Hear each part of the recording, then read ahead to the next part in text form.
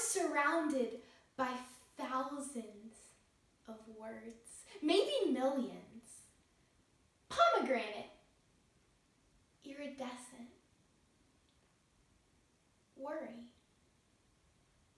From the time I was just a few months old, words were gifts. They made my jumbled thoughts and feelings have substance. Every word my parents spoke to me, I remembered. By the time I was 2, all of my memories had words, and all my words had meanings. But only in my head. Out of My Mind by Sharon Draper explores how our inability to understand and accept those who are different hinders both our society as well as the individuals in it from reaching their full potential.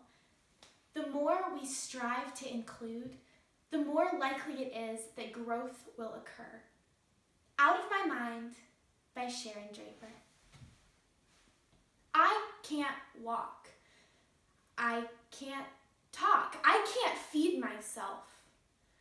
My arms and legs are pretty stiff. But here's the thing. I'm ridiculously smart.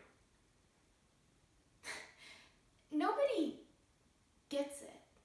Not even my mother, although she has this mom sense and knows that I understand stuff, but even that has its limits. Doctors.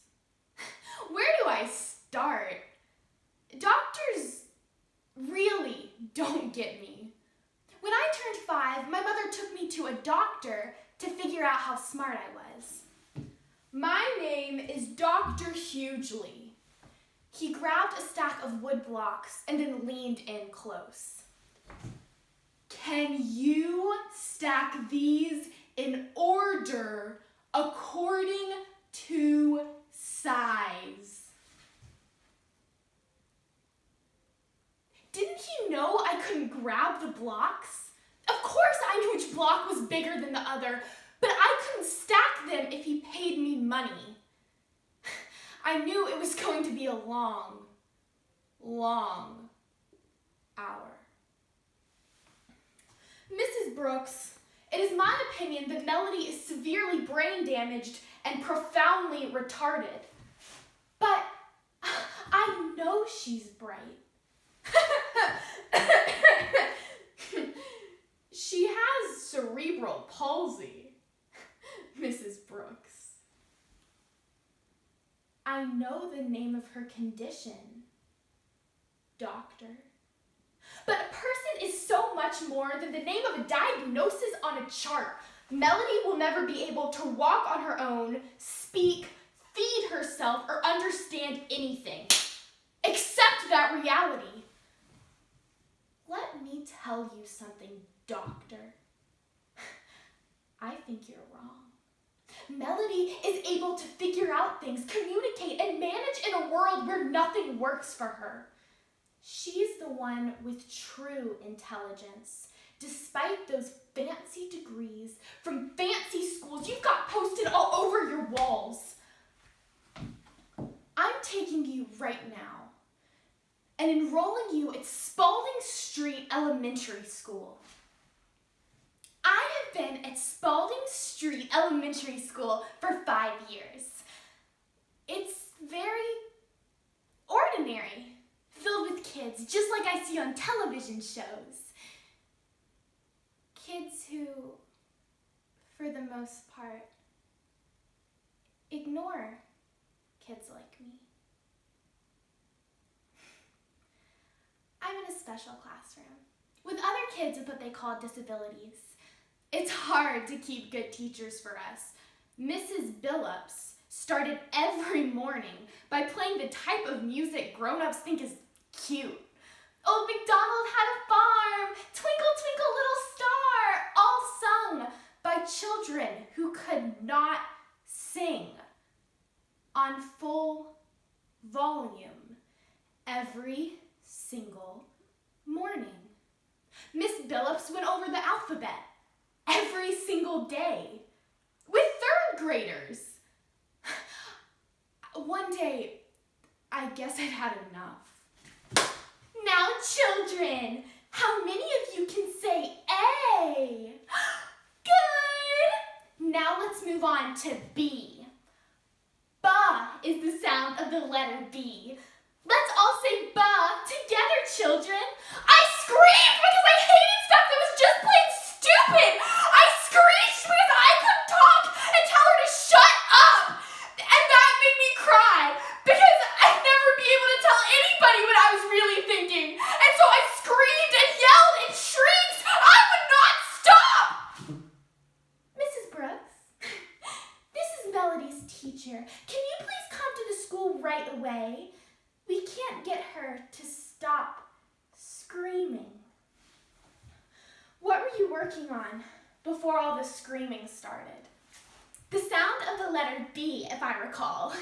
I always start with the basics because they don't retain information like the rest of us. So you were going over the alphabet. It's February. School started in August. You haven't gone past the letter B in 6 months. Who are you to tell me how to run my class? Look, have you ever said to yourself, if they show that stupid commercial on TV one more time, I think I'll just scream? That's what happened to Melody. She said, if I have to go over those letters one more time, I'll just scream. So she did. I really don't blame her. Do you? 5th grade started a few weeks ago. Our school began something called inclusion classes. I could barely contain myself. I was going to be in a regular classroom. Well, the whole thing was almost a disaster.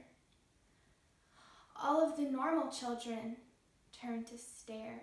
Some of them laughed. Others looked away. Let's make this a real inclusion experience. Perhaps our friends from room H5 would like to sit with the rest of us instead of being stuck in the back.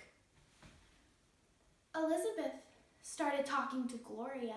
Maria sat down next to Jessica.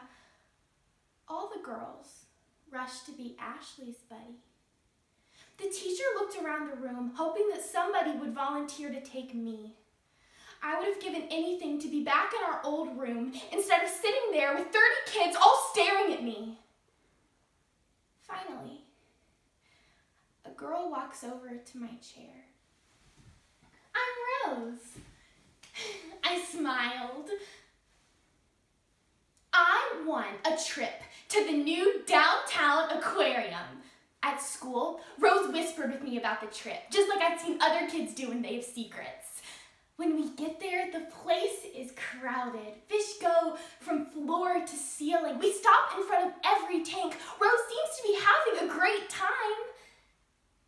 Then, hey Rose, you here with your mom? No. Your dad? I'm here with Melody and her family. On purpose? It's not so bad.